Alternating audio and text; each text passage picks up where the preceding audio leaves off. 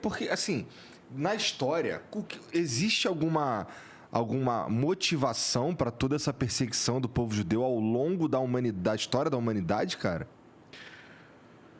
Acho que assim, o racismo é inerente, como eu falei aqui a última vez, infelizmente, de educação, de história que aconteceu na humanidade. Assim, a gente teve, durante os últimos 3.000 anos, 4.000 anos, a gente poderia voltar um pouco menos de tempo, voltar a 1.000 anos. A gente teve muita morte, perseguição, preconceito, onde as pessoas segregavam e se limitavam a viver entre os seus.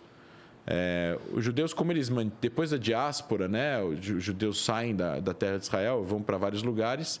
Os judeus eram diferentes do... Eles mantinham suas próprias tradições. Exato, mas isso chamava atenção, porque você não tem como esconder. A gente não está em 2022, onde você faz isso na tua casa, mas fora ninguém sabe quem você é. Não, existia um monte de regras, né, alimentícias, religiosas, de bebida, de vestimentos, de rezas.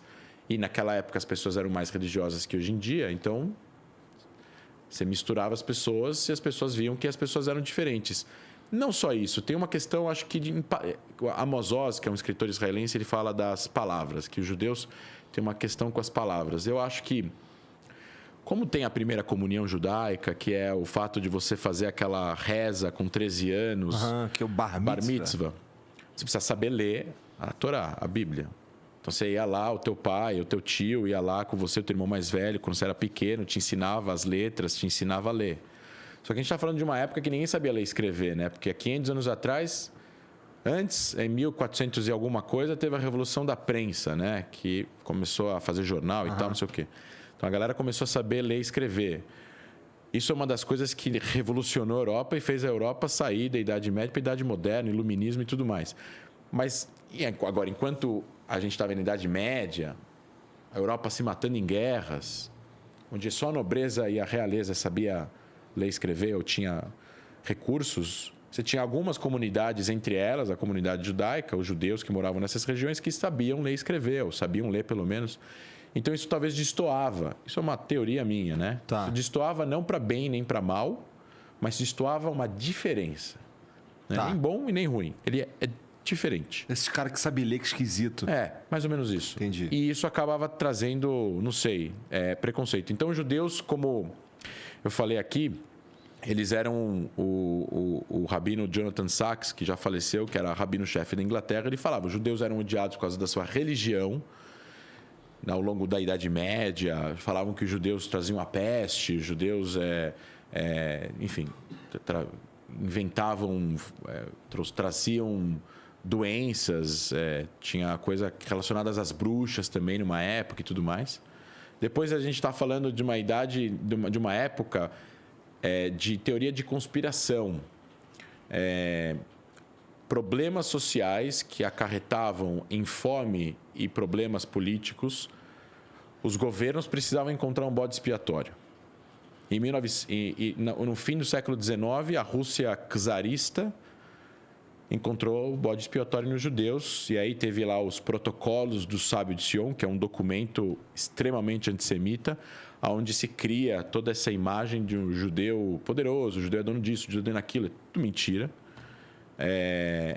Se você for ver em números, não é real. A comunidade judaica é minúscula perto das outras populações, então não faz sentido. E aí começa, né, uma perseguição aos judeus na Rússia czarista, na época, no Império lá, que existia antes da União Soviética.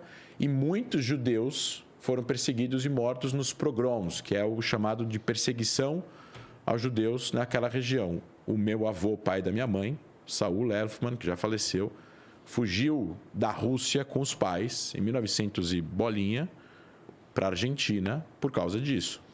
E parte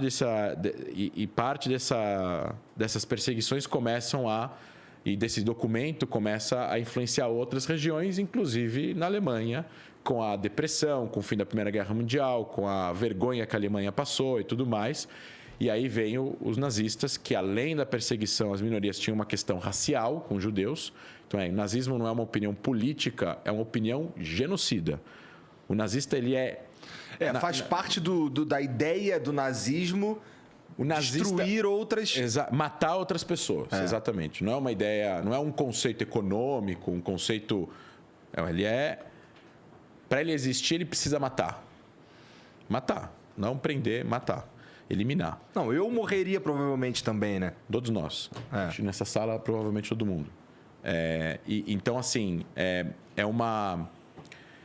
E isso acaba gerando o que a gente chama, que o Jonathan Sachs fala da evolução do ódio à religião para o ódio à raça, ou etnia. Tá, houve uma mudança aí. E aí os judeus eram perseguidos pela sua fisionomia, pela sua raça, pela sua etnia, uma vez que os judeus são multirraciais e multiétnicos. Tem judeu negro, tem judeu branco, tem judeu amarelo, tem judeu vermelho, tem judeu que veio dos países árabes, tem judeu que cresceu em Xangai, na época que os ingleses estavam lá, tem judeu brasileiro, tem judeu argentino, tem judeu egípcio, tem judeu israelense. E Por tudo causa mais. da diáspora também. Exato, mas assim, tem judeus convertidos, tem judeus que nasceram judeus e tudo mais. Mas isso é uma... e eles são perseguidos na Europa dessa forma. E aí, depois disso, é uma coisa que eu também trouxe aqui para ler, porque assim, eu não vou citar, mas isso é uma coisa interessante de ser colocado, talvez você vai depois receber uns telefonemas aí, enfim. Tá. Teve um partido político desse tamanho no Brasil, não fazer propaganda, não vou falar. Mas eu sei de quem você está falando. Não é esse, é outro pequenininho. Tá. É outro minúsculo lá, que é irrelevante. Falou que eu falei aqui... é porque o André, enquanto estava falando, né, que o rabino Jonathan Sachs fala que primeiro veio o ódio aos judeus por causa da sua religião, depois por causa da sua raça, e termina com o ódio aos judeus no seu país. Eles falam que eu, de uma forma mascarada, associei o antissemitismo ao fim da existência de Israel como judeus. Não. É o fim da existência de Israel como lar nacional para o povo judeu. E aí que eles erram. Eu não falei que é a crítica a Israel ou o fim a morte dos judeus em Israel. É o fim do Estado de Israel, da entidade política. Você tirar direitos políticos, aonde já existem direitos políticos, para 9 milhões e meio de pessoas, incluindo 2 milhões de pessoas que votam em Israel, que são cidadãos, que não são judeus, isso é uma violação dos direitos internacionais e do direito humano. É proibido pela lei internacional tirar direitos políticos, onde já está estabelecido direitos políticos reconhecidos pela lei internacional. E eu trouxe aqui um contra-argumento importante, porque isso é muito importante. Quando o rabino fala, o Jonathan Sachs fala, o ódio exacerbado das pessoas contra o Estado de Israel, ele não está se referindo a críticas ao país, a divergências de políticas que o país tem com os palestinos ou em relação à sua política interna, por exemplo, na luta dos árabes israelenses por mais igualdade, etc. e tal, que é legítimo. Ele está se referindo às pessoas não aceitarem a legitimidade da existência do Estado de Israel. E esses partidos, pode perguntar para eles, eles não apoiam a existência ou a legitimidade da existência do Estado de Israel.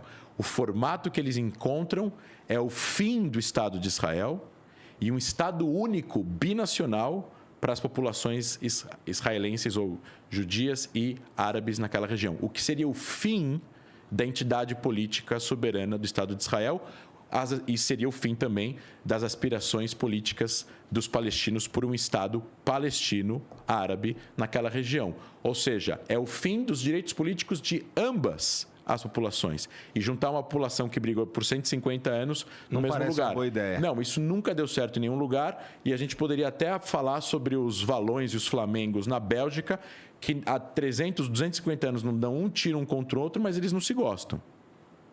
E isso é super problemático lá.